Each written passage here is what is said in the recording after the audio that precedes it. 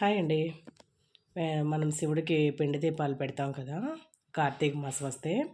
వెంకటేశ్వర స్వామికి ఒక రకంగా, శివుడికి ఒక రకంగా అయితే మనం పిండి దీపాలు పెడతాం. వెంకటేశ్వర స్వామికి ఎలా పిండి దీపాలు పెడతామో నేను నెక్స్ట్ షార్ట్‌లో చేస్తాను. ఆ ప్రమిద ఎలా చేస్తారో.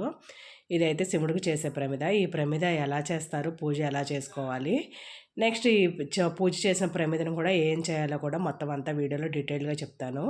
ముందుగా కొంచెం బియ్యపిండి తీసుకొని ప్రమిదకి సరిపడా కొద్దిగా బెల్లం వేసుకొని, ఒక టేబుల్ స్పూన్ ఆవు నెయ్యి వేసుకొని, మీకు ఆవు పాలు అందుబాటులో ఉన్న వేసుకోవచ్చు, నాకైతే లేవు. కొద్దిగా వాటర్ పోసుకొని కొంచెం ఈ మాదిరిగా కలుపుకోవాలి. చపాతీ పిండి మాదిరిగా కలుపుకున్న తర్వాత శివుడికైతే మనం చేత్తోనే చేసేసుకోవాలండి.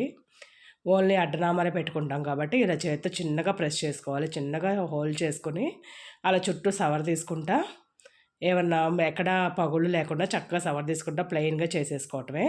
అలా అడ్డనామాలు పెట్టేసి దీపం అయితే పెట్టుకోవాలి.